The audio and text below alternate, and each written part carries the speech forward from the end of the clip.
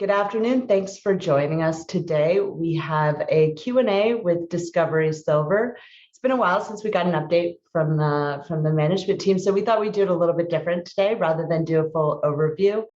Just do an interactive Q&A. So if any audience members have some questions, feel free to input them in the Q&A box. Although this isn't a formal presentation, it will contain forward-looking statements. If you'd like to know more about those, you can find them on the company's disclosures in their presentation on the website. And with that formality out of the way, thanks Taj and Forbes for joining us again. Thanks, Deb. Great to be here. Lots to talk about. For anyone that is new to the story, which I don't think there's that many people on this session, I would recommend that you check out one of the previous Adelaide Capital webinars with Discovery, what used to be Discovery Metals, now Discovery Silver, but there's also a few recent ones that you can find online. I believe you guys did an update with Paul Benwell, or an overview of Paul Benwell 2 weeks ago. So that one would be fairly recent. For those of you who do not know Discovery Silver, they are 100% owners of the Cordero Project in Chihuahua, Mexico, which is one of the largest undeveloped silver assets in the world. And so to talk a little bit more about that, first, maybe we can start with a little bit of background. Taj and Forbes, if you want to intro yourself. Perfect. I'm Taj Singh, President and CEO of Discovery. I've been the President and CEO since the inception of the company, which was late 17, basically 2018. I've got about 2 decades of experience my whole career in mining. Working as a metallurgist and process engineer for over 10 years at some very large projects for Inco and Vale at various locations across the world, and then for over a couple of years as an equity analyst at Macquarie Capital Markets, and then for about 6 years or so at Timmins Gold, which we put a large open pit mine into production in Sonora, Mexico, and then after that came over to Discovery. So process engineer, capital markets background, and exploration to development to operational experience. Yeah, thanks, Deb. So I got close to 2 decades experience in the mining space as well. Originally, capital markets side, I did the analyst thing as covering gold stocks there for a number of years. And I suppose the last decade or so been more on the corporate side, exploration, development, and operations. And joined Discovery about 1.5 years ago. It's been a good ride since.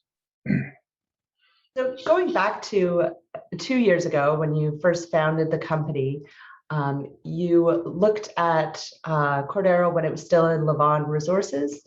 You had a different view of the asset back then. Can you talk about what that was and why you thought that you could breathe new life into the project? Perfect. Yeah. So silver was around, I think it was the summer of, it was early 2019. Silver was about $14, $15. Lavon had enjoyed great success before. Their original discovery of Cordero was in 2009, 2010. And they were really pushing for it to be a Penasquito analog. That's one of Newmont's largest mines, as we know. It's on the same belt as us down the street. Same mineralogy, similar deposit style. They have more gold, we've got more silver, but precious metal content, value, pretty similar, base metal content, very similar. So their view on things was really for this to be, a big beast of a project. Penasquito was sold for over, it was $1.2 billion in 2006. Gold was $500, silver was $9. So they pushed to get tonnage here, tonnage. Grade was low, capex was obviously high. So really, when silver dropped to $14, $15, in kind of 2019, really the perception of Cordero at the time was it was really, you needed $20, $25 silver to make it work. They'd done great work on it. They enjoyed a healthy market cap when things were good, kind of 2011, 2012, but the asset was kind of forgotten. And they spent $60 million or so on it. So, but our thought was that we'd recall from the original discovery days of the deposit, in the discovery zone, there was some very wide, very good grade hits in discovery zone. And so we focused our DD on that and said, is there a project here at $17, $18 silver? Forget all the other stuff for now. If silver ever got to 25 down the road, there was really nothing out there that touched Cordero for leverage, for torque. So we saw a very good sized high grade core already defined that could definitely work and hang together cohesively and be a really strong project at $17 silver. But we also noticed there was huge parts of the deposit, as shown here on this slide, that had very nice wide high grade hits, but the drill density was low, and it just wasn't drilled enough by Levant. They tried to push this and go for tonnage. So that was our opportunity. Let's drill it and see if we can expand this higher grade domain. So this core, as Forbes is showing on this slide, was really the area we were focused on. That's a project in and of itself. If we drill around here and hit some good stuff, maybe we can make this core bigger. So this is showing before we acquired this project. Then you'll see with our drilling laid on top of it, a year and a half later, that high grade zone is expanded by 4 times in footprint. So way beyond what we even thought. And then just to tie it all together, now the grades are 2 to 3 times higher, the average head grades. You still have an even bigger project than you thought you were going to have. The capex is way lower because the grades are higher. So the kind of the project has just completely changed, and slowly it's people are seeing that we really have confirmed our thesis. Yeah, I remember initially you received a lot of investor pushback about Cordero. Have you seen this change, or is it still part of the conversation with new potential investors? It's changing over time. It's changed significantly since we took over it and been putting out drill results that are helping confirm and solidify our thesis. But there are still some who think, if they haven't put as much time into understanding what we're doing, they're relying on the old study, which we're clearly saying don't rely on the old study, but you have to kind of do it because it's the study that's out there. This isn't that. The project we're envisioning is nothing like the old study. So there are people you have to convince, and there's often instances where it's like, okay, come back to me when you have, you've got the new study out. And that's really where we see the opportunity, because we really do feel there's a pretty significant valuation gap for what we're trading at versus NPV. But you have to face the fact that the public study that's out there is the old PEA, and we really believe in opportunities when this new study comes out. People will really see we've got real numbers to talk to. They won't be able to push back. And you've been working towards an updated resource, which I believe you're going to release in Q3, and then an updated PEA in Q4. Are you still on track for those timelines? We are. So we're probably late Q3 for the resource, and probably middle of Q4 for the PEA. Great. Well, let's talk a little bit about the PEA. So you just completed phase 1 drilling in April, I believe, and that information is going to be included in the updated resource estimate and PEA. How has your high-grade thesis played out from your drilling over the past 2 years? Yeah, look, I think Taj has obviously talked on this before after image. I think it shows it pretty well, that our ability to sort of come in and plug these big gaps. The phase 1 drill program in total is 75,000 meters. So this just shows data from 57,000 meters, so about 18,000 meters still to come in. So that remaining drilling is mainly up in the northeast here. So we're hoping that high-grade domain will sort of continue to grow. But certainly that original thesis has played out as we'd hoped. And that's really, that good grade mineralization is really going to be the engine room to the PEA. How many meters are still left to be released from phase 1? Yeah, so it's 18,000 meters. We'll probably do that over 2 releases. Next release probably in about 2 weeks, with the final release probably 2 to 3 weeks after that. Okay. And you mentioned in the press releases you put out, but your drilling has been continuous. You didn't stop between phase 1 and phase 2?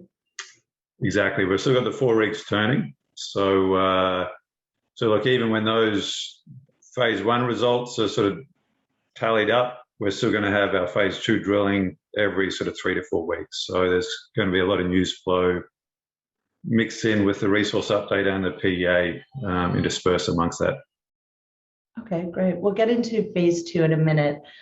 Just talking about the PEA, are you offering any guidance? What can investors expect from the updated PEA? Yeah, so look, I'll sort of provide some input here. So we've got the old PEA here because I think does provide some nice context to what a project looked like beforehand and how we're looking at it differently. And so the old study had a cutoff grade, 20 gram per tonne, and it was also a fixed cutoff grade. So that meant even when you came across a zone that was part high grade and part low grade, they would still feed that material together to the mill. They wouldn't set aside the low grade material and prioritize the high grade material. And so as a result, by blending all that mineralization, the head grade over the life of mine was relatively low at 46 gram per tonne. To make that work, you had to have a big mill, 40,000 tonne a day, and as a result, your capex is now sitting around 600 million. So our focus is really trying to prioritize the really good grades and getting it through the mill in the early years of the mine life. So the low grade stuff that we're going to mine, we're going to set that aside on a stockpile, process that at the end of the mine life. But the high grade material, we're going to generate 5, 6, 7, 8 times the cash flow from that high grade material. So we really need to bring it forward early in the mine life. By doing so, the head grade has now gone from 46 gram per tonne. Early on in our mine life, it's going to be double that, probably triple that in a number of years. And so with that really juicy grade, what we're able to do, rather than have a big mill up front, we can get away with something like 15,000 tonne a day. And hopefully we can get that built for, say, 300 million. We'll finalize those numbers with the PEA. And then maybe year 5 or year 6, we then expand to 30,000 tonne a day from the cash flow profile of the mine. And so once you sort of wrap all this together, our objectives ultimately here is to lay out a 15-year mine life with production, annual production more than 15 million ounces of silver equivalent in the bottom half of the cost curve. And we feel if we can sort of put those 3 key attributes together, we'll definitely define this as a tier 1 silver asset. And just for concept of scale, at 15 million ounces silver equivalent, that will be close to a sort of top 5 primary silver mine globally. And we're getting to those very good production levels without the massive upfront capex of billions of dollars. Hopefully it's going to be something around $300 million, which is very, very palatable. Okay, I don't want to get too far ahead of ourselves, but I have some audience questions just about the PEA and potential for production. So in an effort to get to revenue faster, is there an opportunity to begin mining while continuing with the current program? I know you're talking about this phased approach. I'm assuming during phase 1, you would be continuing to explore. Yeah, look, we're trying to sort of move forward with stuff as aggressive as we can. I mean, a lot of the PEA, it's actually being done at pre-feasibility study levels to try and expedite first production. Look, I think the reality is if we do the PEA at the end of this year, allow 12 months for a pre-feasibility study, then another 12 months for the feasibility study. So that basically takes us to a construction decision at the end of 2023. So it's a pretty compressed timeline as it is. Can we move faster than that? It's something I suppose we'll be considering with the results from the PEA. I think we've seen other missteps from companies who have probably moved too aggressively to try and get to production, and it has backfired. Sometimes it does work. I think we'd at least want to deliver the pre-feasibility study before committing to a construction decision. But certainly we are cognizant of the multiples that MAG Silver and Silvercrest trade at, well north of 1 times net present value. And we're sort of below 0.5 times net present value. And certainly the sooner we can get to that construction decision, the more we're going to see that multiple expansion. So we are cognizant of that too. But we don't want to sort of get too far ahead of ourselves either, right? And one would assume that your NPV is going to change in the next 6 months anyway. Yeah, sure. I mean, the PEA will sort of draw a line in the sand at that point in time. But yeah, there's other parts of the project where we're looking to grow the resource to hopefully grow that NPV. And then obviously the commodity price environment. I mean, silver's had a pretty decent move so far, but if the tailwinds for silver keep blowing in our favor, obviously that's going to have huge implications for the overall net present value of the project as well. Mm-hmm. And I had one other audience question, just talking about the pit versus the high-grade veins. Like, what's the earning potential, timing, and value? How do you, I guess the crux of the question is, how do you think about mining the veins, and when that would that factor in? Sure. So I might just try and use this annotation button. So look, this here is where the starter pit's going to be for the open pit. So this is where our best grades are, right near surface. So we're going to be mining out of this part of the deposit for the first 5 or 6 years. The veins, the two primary vein trends where we're seeing the best grades, best mineralization are Todos Santos and Josefina. So what may play out if the veins stand by themselves, based on the tonnage and grade profile, is open pit mining here. We've already got the mill built, and concurrent to this open mining, we're now underground mining these veins at Todos Santos and Josefina, and supplementing, say the mill capacity is 15,000 tonne a day. Maybe 1,000 tonne a day comes from these vein trends, but obviously very good grades. The other 14,000 tonne a day is going to come from this open pit. So we do have, given the sort of geography and layout of where these veins are, we do have the optionality to supplement the mill feed. We're not sort of overlapping the mining just due to the layout of the mineralization. So we've still got to flesh that out with more drilling, but we are fortunate in terms of where the starter pit is and where our best veins are. So a little Cordero cocktail. Exactly. Mix it up. So you often say that you're doing feasibility level technical work for PEA. What does this mean in terms of cost, time savings later on, and what other potential benefits and or drawbacks do you see in using high quality and conservative engineering firms to complete the work? So look, cost-wise, we're probably spending an extra $500,000 to $1 million on the engineering side of things. So when we say engineering, we're talking about the mine plan, the process design, and sort of work done around tailings and waste dumps, etc. So that's money we don't have to spend as a pre-feasibility study.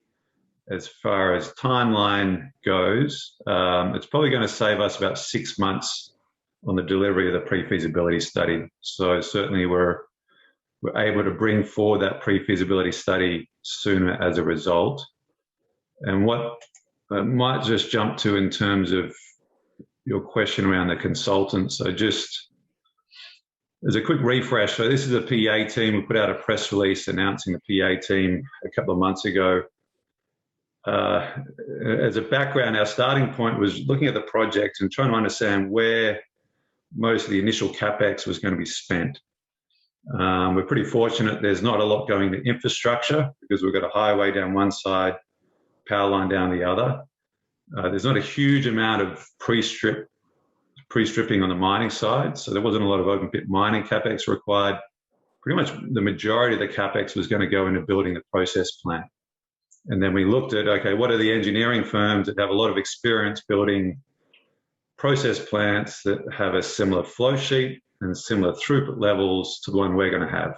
And in our minds, Ausenco was sort of the standout candidate in that regard. So we thought, okay, we'll put Ausenco as our lead for the PEA. And then we looked at, okay, who's worked with Ausenco in terms of the mining and some of the geotech hydrology. They've worked closely with these two consultancy groups because it is a collaborative study. And so that's how we put together the consultant team. And so I suppose the main benefit of putting together a sort of very good quality consulting group is when we deliver the PEA, there's going to be more confidence in the quality of the study and more confidence in the level of results that are put out. And if you take into account a PEA often is a plus minus 50% level of accuracy, I mean, that's a huge range of that you can sort of deliver within. And that's why often you see when projects go from PEA to PFS to FS, often there's a CapEx blowout or the economics shrivel away, or maybe the resource to reserve conversion falls through the floor. So in our minds, if we can address all those things up front with the PEA, and the study's more almost akin to a PFS, we're going to have a huge head start in terms of trying to make sure, in investors' eyes, this is a quality project, and we've de-risked it to a large degree through the delivery of the study, and there's confidence in the numbers that are going to be put out. So a long answer, I know, but I think we were very motivated to make sure it was a top group of consultants, so we can really stand behind the study as a technically robust study that's going to deliver reliable numbers. No, I think it's really important to have conservative engineering firms doing your work, and as close a representation of what the mine could be as possible. So I think that's really good. Switching gears a little bit, let's talk a little bit about past financings and your capital structure and cash on hand. So you've completed 2 financings in the last year. You have a healthy balance sheet. Can you remind me what your current cash position is? Yeah, we've got about $85 million Canadian. And what's your burn on a monthly basis, including drilling and the technical studies?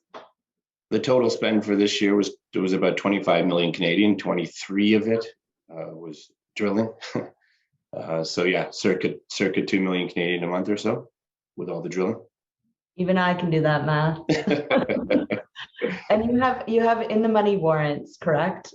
Correct.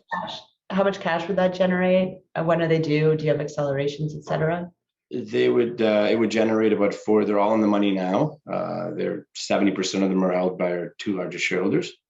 40 million, that would bring in about $40 million to expire next summer. No accelerators, and as you can see from your average strike is 113. So yeah, that'll definitely help build up the treasury. And so no near-term plans to finance? We're close to $100 million. No. And can you talk about your shareholder breakdown a bit? Obviously, Eric Sprott's a big shareholder, management board at 10%. Retail, I think you said, is 30% around, and institutional the same. Have you seen this change over the past year? It stayed pretty consistent. Institutional ownership is increasing slowly, but we think it'll actually continue. It'll increase, as we progress towards the release of our study, and actually probably increase a lot more substantially after we release the study. If you look at, Forbes had noted, look at a Silvercrest, they've almost got 2 times institutional ownership. So we think we're actually quite under-owned, and we think it's a huge opportunity. We may even look to an uplisting on the big board of the TSX, as well as a listing to the NYSE or NASDAQ even. So I definitely think once the study comes out, there's going to be a lot of things we can do to increase institutional ownership, which again points to the fact that right now it's a pretty huge opportunity. I think a lot of institutions are waiting for this PEA. Agreed. And then on the point of Eric, I just want to make a note. He's been a fantastic supporter, hasn't sold a share. And then a few months ago, he actually bought a large block on the market at prices quite a bit higher than we see today. So, he definitely were obviously one of his favorite big silver stories, and he thinks silver is going a lot higher. So it's been great to have him on board. Well, the chart looks pretty good right now in silver. And yeah, just talking a little bit about the institutional support. So you recently got coverage out of 8 Capital. I believe it was a $4 target and buy rating. Do you feel like, obviously, having close to $100 million in cash sort of acts as a deterrent for street coverage? Do you feel like this has hindered you at all in getting institutional support? It probably has, yes. I think, listen, a lot of institutional investors don't rely on sell-side coverage as much as they used to do. They do a lot of their own work, and we are on the radar of many sales desks. We get into almost all the morning notes of the major institutions. We regularly set up institutional meetings. But again, I think once the study's out, the resource out and the study's out, and as we progress towards that, I think it's a huge opportunity, because I think a lot more attention is going to be paid to us. Additionally, on the analyst side of things, it's been difficult actually to get analysts to come to site. A lot of them won't actually initiate. coverage until they get to site. So that's something we think is actually going to improve drastically. We had about 4 or 5 analysts ready to come to site April of last year, and obviously have not been able to do so since then. Well, hopefully you get a site visit in before the end of the year. Keep me posted. I love Mexico. But yeah, I think although maybe a slight drawback, I mean, you can't, being that well capitalized is a huge advantage. Plus, you and Taj both come from the sell side, so I think you probably hold a lot of the buy side relationships anyway. But obviously, there can be incremental benefits from having more coverage. So I think we've covered off the cap structure. If anyone has any additional questions, let's move on to phase 2. So what are the objectives with the phase 2 program, and how would you define success of that program? Okay, so I suppose we have 2 key objectives here. One is to upgrade the resource that's going into the PEA, the open pit resource, into reserves. And then the other objective is to grow the overall resource, which primarily will probably come through the vein drilling. And so if we start with the resource to reserve conversion, I think a successful phase 2 drill program will be converting all the ounces that are in the PEA mine plan into reserves. And so we've sort of done some rough math on it. Hopefully we can do that through about 40,000 meters of drilling. We've already started that drilling, sort of plugging in some more of the sort of gaps. You can see there are still some gaps from left over from our phase 1 drill program. But if we're able to upgrade all those ounces without losing any, I think that'll be a fantastic result. And then as far as the veins go, in terms of that resource growth, look, we've just starting to sort of poke holes into these, and keep in mind the spacing. I mean, Todos Santos, a lot of these holes are sort of 100, 200 meters apart. So if we come in, plug in a lot of these gaps, and if we're able to put together a sort of 3 to 5 million tons, it's something that's averaging, say, 15 to 20 ounces per ton.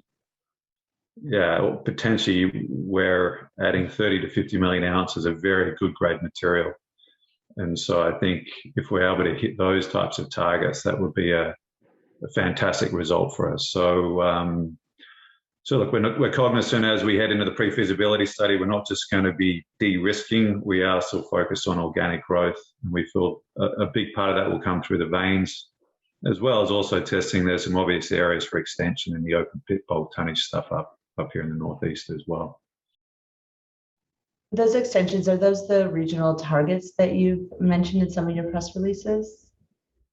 So look, the regional targets, I'll just jump back to here. So pretty much 95 to sort of 99% of the exploration activity, all the drilling has been where that red circle is. And so that's when I talk about phase 2 drilling with the resource growth and the resource conversion to reserves, that's all in here.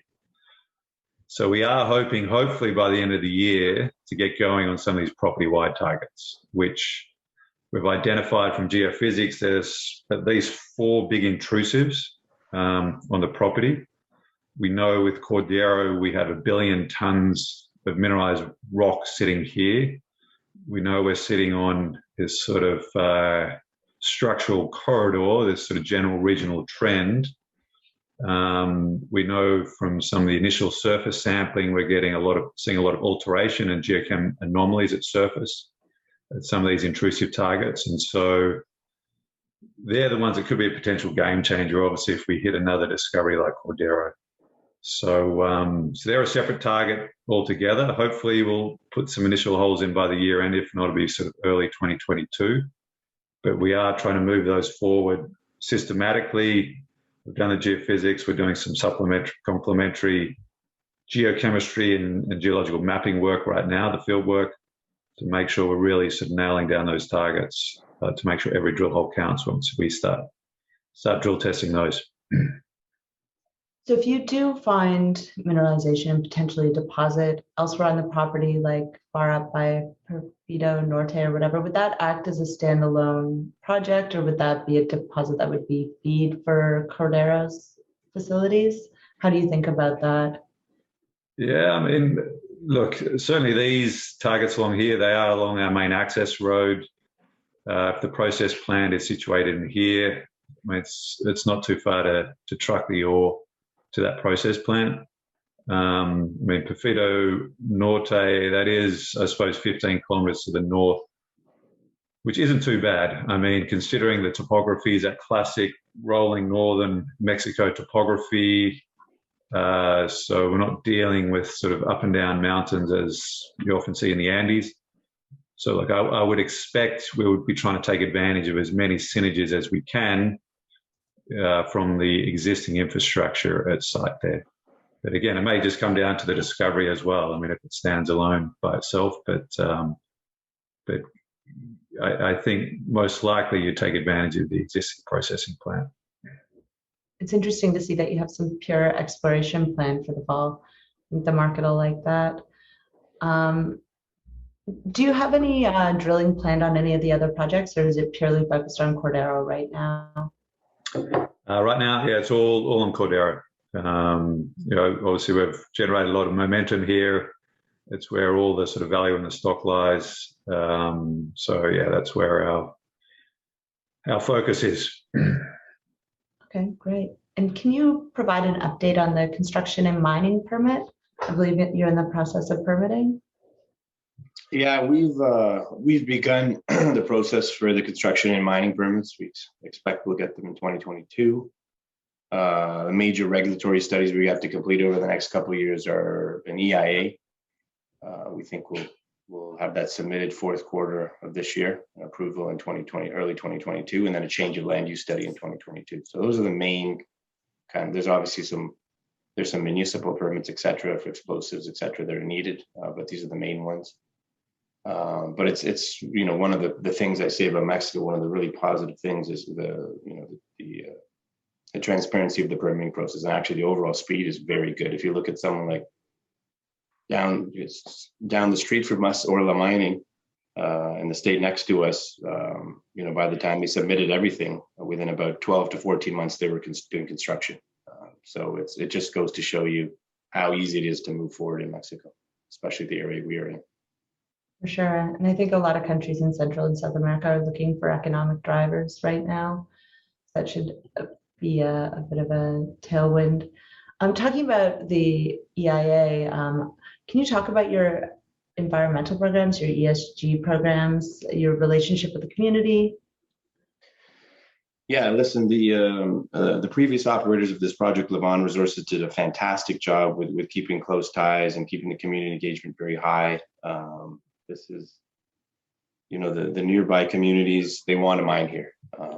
And they're very supportive. We employ a lot of them. We will continue to do that. We are putting out our inaugural ESG report, very in-depth report, actually, by the end of the summer. And actually, we're one of the very few developers who are doing this. Obviously, producers are doing this. We decided to be ahead of the curve because we are committed to ESG, sustainability, et cetera. It's always been basically part of our game plan since we've been here. That's the real way you get things done. You don't just do it to tick a box. You really need to keep the community engaged. And it's like myself, I've had over 10 years of experience in Mexico, all the way from exploration to development to construction to operation. A lot of our team has as well. We're a very Mexico-centric team, so we're really focused on that. So, we will, look out for that report. I think it's increasingly important and good to see that you're doing it, even though you're not in production yet. Can you also give us an update on water studies, the relationship with the ejidos, et cetera? So water studies are ongoing. There's several aquifers in the area that I'll be able to provide for the operation. So that will come out of the water studies. And obviously, as we start working towards finalizing our flow sheet and optimizing it, we'll know a lot more about the water needs. But that's in process. And then talking about ejidos, our resource is actually not on ejido land at all. All of our resource area is occupied private landowners. And then a small section of ejido land is on the property-wide package. But just generally overall, whether it's private owners or ejido, we've got very good relations, as I mentioned before, with all surface owners. That's a very important part of how we move the project along. And again, people want to mine here. They know the benefits it can bring. So yeah, we've got definitely strong support here. That's great. And can you touch on anything that might be relevant that's going on in Mexico in terms of geopolitics or COVID? Sure. Something interesting that's relatively recent that I think is worth mentioning is state elections just were completed about a month ago. In Chihuahua specifically, where we are, the same party is taking over. They're a very pro-mining party, the PAN party. Maria Campos is taking over. But that same party was in place anyway. So that shows good stability. But generally, state elections were a very good success. If you compare it to another Latin American country like Peru, where there was a lot of unrest, things like that, Mexico elections went fantastic. Another big point to note is that, AMLO, the president of the US, he was looking for a supermajority. He didn't get it. And he's not really been negative to mining, to be honest, but a lot of noise gets created and there's some headline risk. But his ability now to make any drastic changes is actually hindered pretty substantially. So we actually think it's just going to be more of the same. Like AMLO came in saying he's going to do this, and nothing has happened to the mining industry, truthfully, in Mexico. Nothing has really been affected materially. We think more of the same will continue. And it's really dependent on the state you're in. We think being in Chihuahua, again, one of the best mining states in Mexico, is a great place for us to be in. Right. Well, it sounds like you're doing all the right things. So that should bode well as you go through the permitting process. So I think we're getting close to the end of the questions that I had, and the audience questions sort of are the same as my last one, which is one of the things that I like about Discovery Silver is that you have multiple avenues to maximize shareholder value. You have options if and when you get to a production decision. A lot of companies just go with like large exploration and hope for a takeover. Some try and do a small scaled up approach and try and develop themselves, but you really have multiple decisions to make, right? So I like that because it leaves you guys in the driver's seat.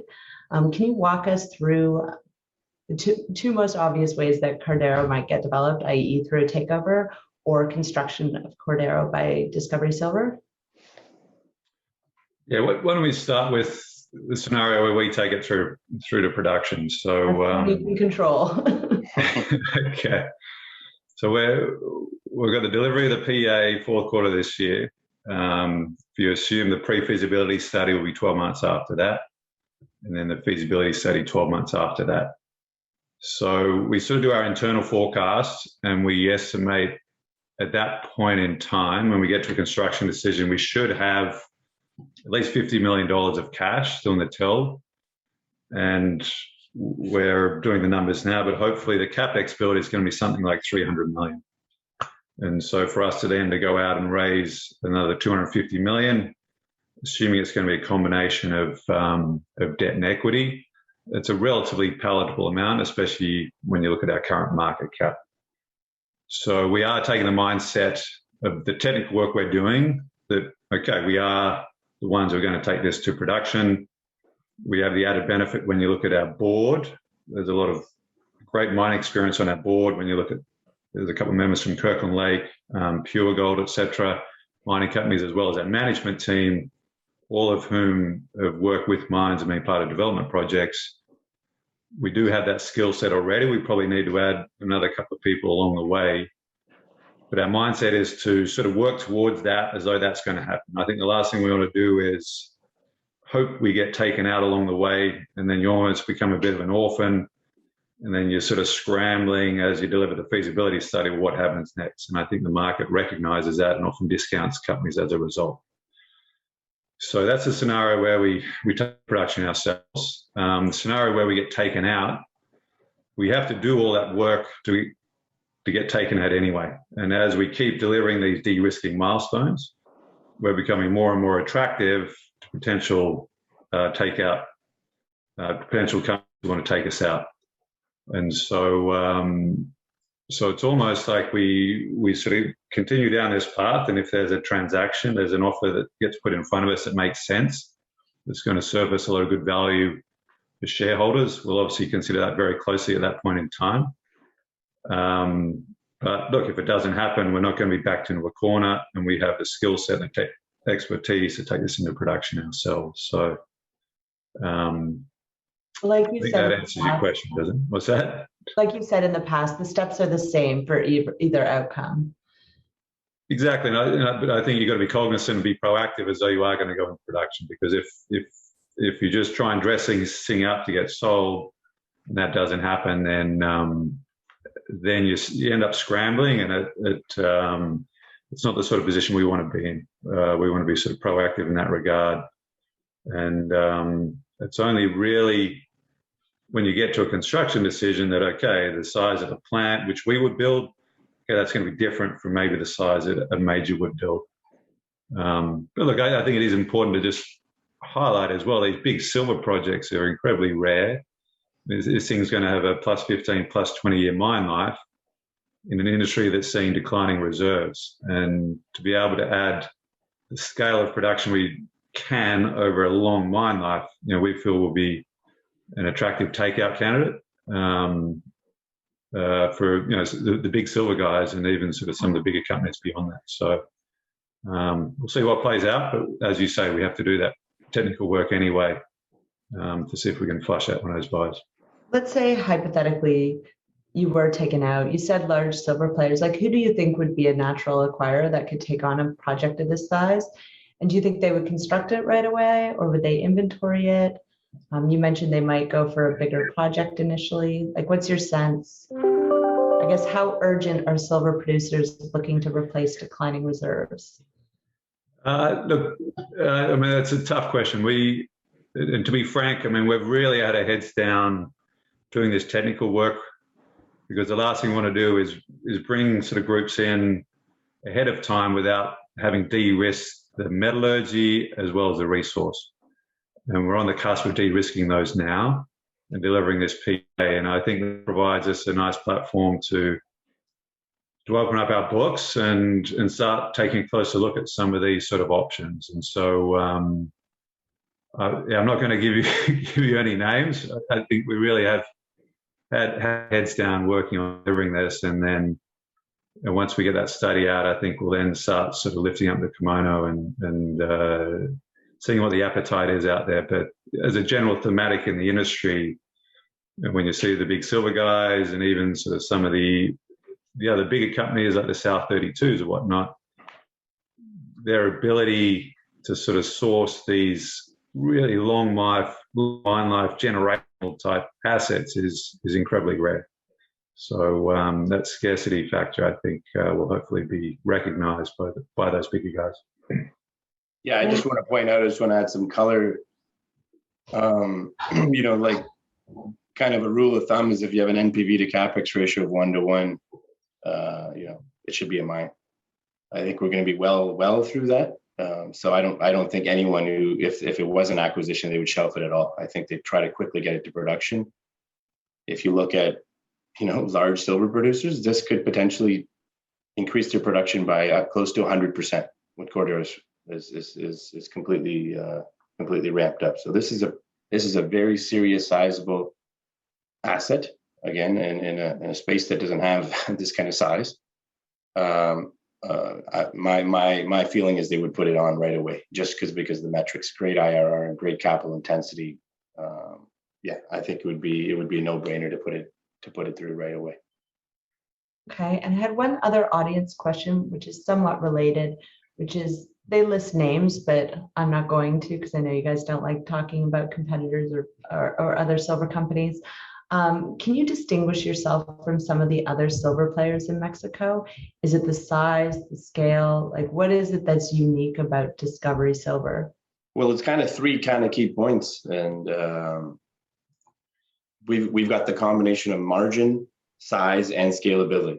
You can have, some size potential, which is rare in the silver space anyway to even have size potential, but the combination of margin and size is hard enough to find in silver as it is. Now, on top of that, you've got the scalability. And the scalability is something that I don't think there's many assets out there that have it at all. This is a cutoff grade sensitivity, cutoff grade kind of shows the resource versus cutoff grade. You'll see a 50 gram per ton cutoff grade. We're sitting in and around 600 million ounces total resource. That's a 50 gram per ton, very roughly works out to $17, $18 silver. As you go to 25 gram per ton, which maybe works out to $23, $24 silver, there's 500 million ounces already drilled off, sitting on the sidelines that shows up as economic. You've got your high grade, your medium grade, your low grade. Now silver goes through 30, all of a sudden another 400 million ounces of silver gets added. So the sheer size and scalability of this asset, I think, puts it, completely set apart. And here's a simple fact: is silver mines are underground mines typically, vein style mines. You're in ore or you're in waste. So if you looked at the same chart with an underground mine, regardless of how high grade it is, that chart doesn't change at all. Boom, just right across. You get no resource expansion. You get a margin expansion, but no resource expansion. So I think that's a big thing to note. And also, listen, if silver suddenly went to $50 or $75, in a year, can an underground mine double its throughput in a year? No chance. It can't even probably do that in 2 or 3 years. No way.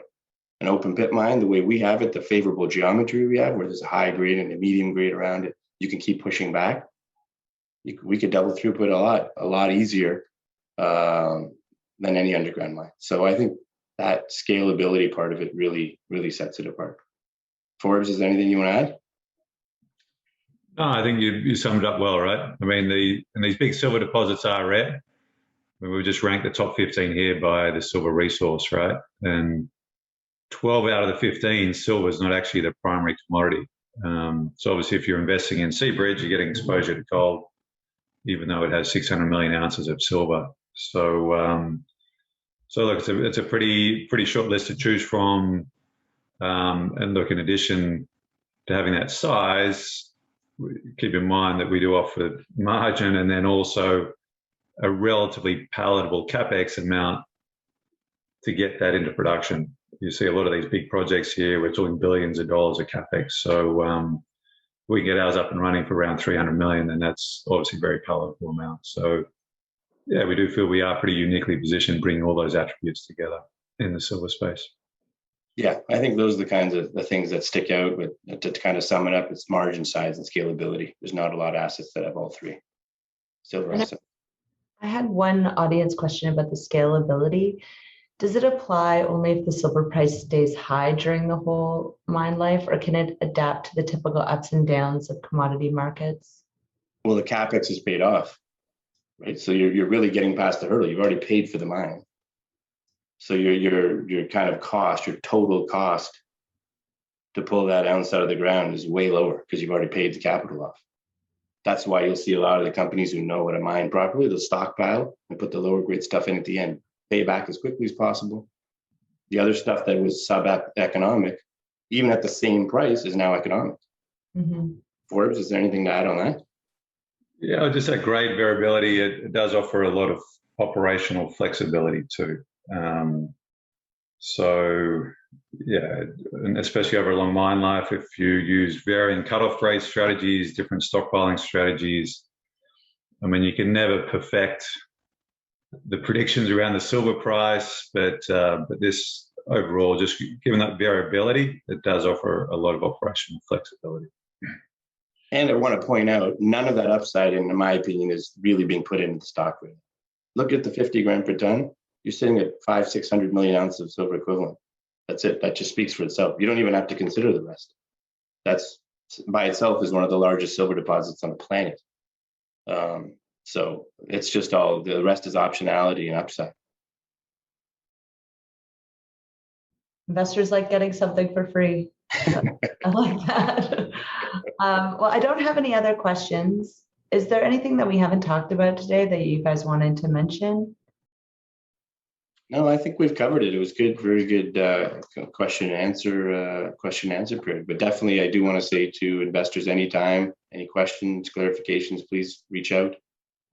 We're pretty active on Twitter too as well, but you can obviously find our contact information from our website. And yeah, we look forward to being, we're going to have a lot of news coming out probably drill results every month. And then obviously the 2 big catalysts coming up this year, which we're really excited about. Well, it sounds like you've got a lot of news flow towards the second half of the year. So hopefully have a good silver market and some good conferences in person, let's hope. And yeah, excited to see the updated resource in the PEA. And again, if anyone has any questions, you can email me and I'll get them answered as well. And I appreciate everyone taking the time to participate. And Taj and Forbes, always a pleasure. Look forward to seeing you again soon. Bye, everyone. Thank you very much. Appreciate your time. Cheers. Bye.